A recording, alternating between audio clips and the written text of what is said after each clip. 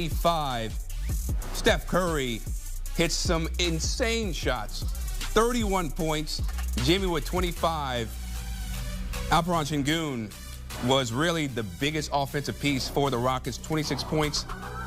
Jalen Green, he's got to play better in this one because he did not deliver when they needed him to the most. And with that, we bring in CBS Sports NBA insider Bill Ryder. And Bill, first off, let me just say, I love that these two teams do not like each other. We see it on the court. They're going back and forth. But it's also refreshing that we got a close game where the Warriors, they were up 23 at one point, as we know, and then they started to play with their food. But in the end, that championship pedigree, that experience, I feel like is the reason why they were able to pull away from the Rockets down the stretch. Yeah, mess around and find out doesn't apply when you have Steph Curry. You can mess around and still not find out because Steph was, you noted, some of the acrobatic circus shots. I was trying to get Chris to elevate Steph on the all-time list to absurd places, but he's an absurd talent. It's such a disappointment for the Rockets because they dominated rebounding. They dominated offensive rebounding. They made that comeback from down 23. They're on their home court, and they wanted to make a statement that they belong in the conversation of teams to take seriously in the first round. You get beat on your home floor against a Warriors team that's favored in Vegas, even though they're the 7th seed in the 2-7 matchup, at least for one game. I know there's a long series to go. It is hard to take Houston seriously the way they want to be taken based on that performance tonight. But you have to take Jimmy Butler seriously, right? Man. I mean, his addition to the team has been so transformative. What did you see from him? Because I know he wasn't as aggressive as you would have liked in the fourth quarter, but he did have some huge shots down late. Credit to my colleague here, though, because you said, no, he's feeling the game out. He's going to make it work, and he had 2 huge buckets at the end. Look, had a great night, was an impact player, was great defensively, played a ton of minutes, and this is something they kept bringing up on the broadcast, and you're going to hear it not just throughout this series, I think going forward, because I think the Warriors are going to probably move forward. This is a team, this is a Warriors squad that have the best defense in the NBA since Jimmy Butler came into the mix. And fun fact, of their 4 championships, the Warriors have never won the whole thing without being a top 10 defense. And so his arrival on the defensive end, and we saw that in this game, and then the offensive contribution throughout the game, a little quiet throughout part of the fourth quarter, then really got some critical buckets to put away at the end, is a reminder that playoff Jimmy is real. That was real back when he was a member of the Miami Heat, and they maybe weren't the same kind of team as this Warriors squad.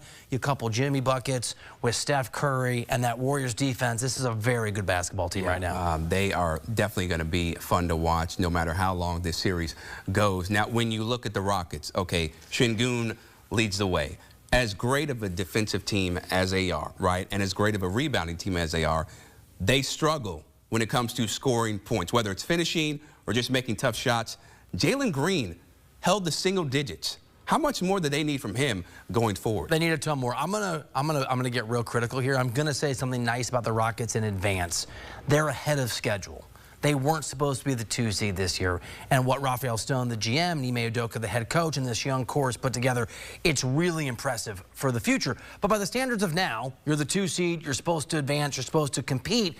You're right, Chris, they're not good offensively. They shot below 40% from the field, just over 20% from the three-point line. They barely made half of their free throws. It's amazing they dominated the offensive rebounding. They dominated 22-6. They were the best offensive rebounding team in the NBA this year. But again, as my colleague noted during the game while we were watching it, it doesn't matter if you get 2, 3, 5 chances if you can't put them away. They have to go out there and they have to bring the same intensity, the same defensive effort, the same rebounding effort. And then you're right, other guys other than Sengun have to step up.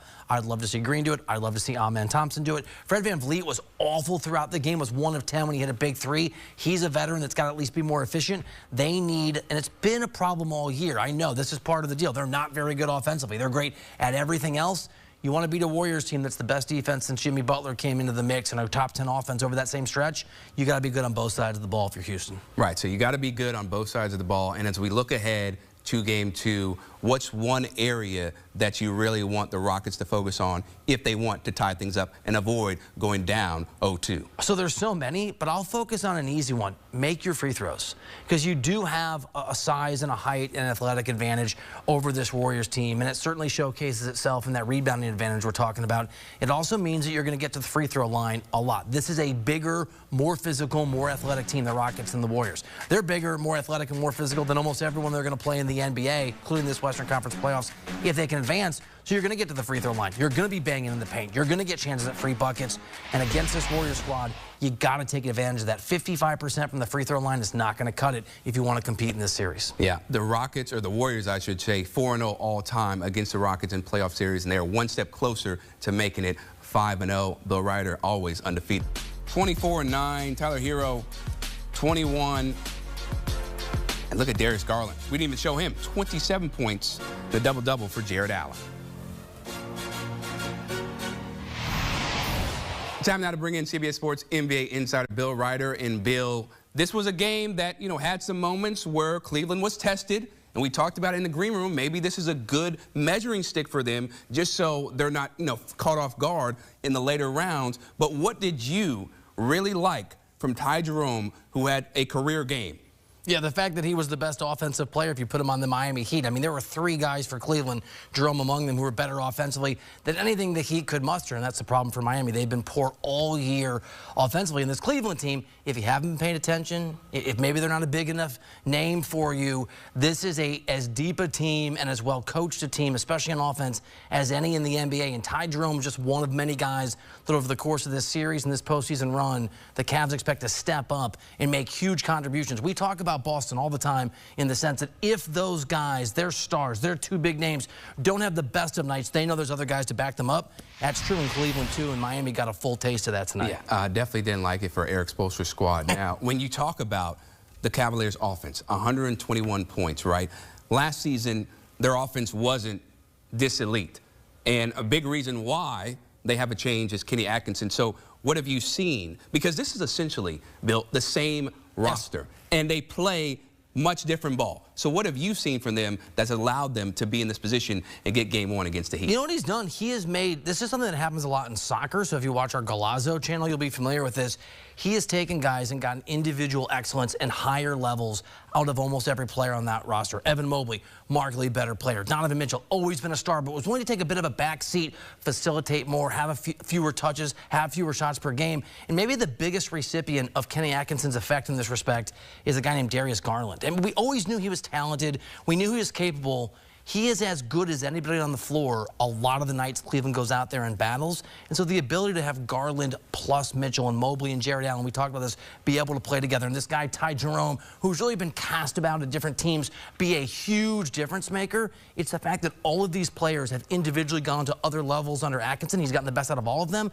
And he obviously runs a very complicated and very successful offensive scheme. Second best shooting team in the NBA in field goal percentage and 3-point percentage. Best scoring team in the NBA. So not only does he make these guys better, he knows how to make those pieces work perfectly. Right, and that is why, people know him as the coach who does a really good job at developing talent. I don't know about the Nets, but, they let him go. And listen, Kenny Atkinson is thriving right now. For the Heat, we talked about it before, Bill.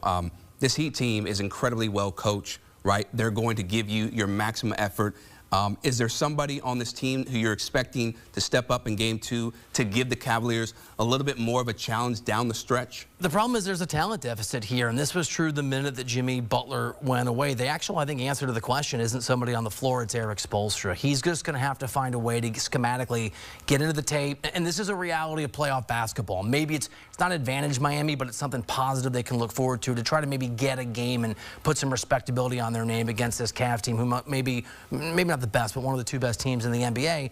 In the postseason, you get more time to practice, you get time to look at the tape, and every GM and coach will tell you coaching excellence and the ability to come up with a game plan, it's significantly more impactful this time of year than when you're bopping around the country playing in the regular season.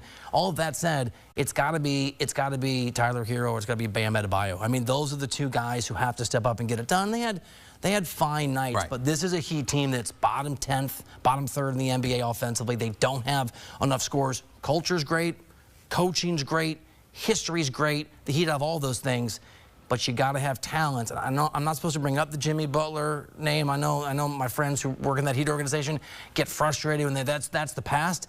It may be, but that's why the past was pretty successful, and at least the present looks fairly bleak. Okay, speaking about success, right?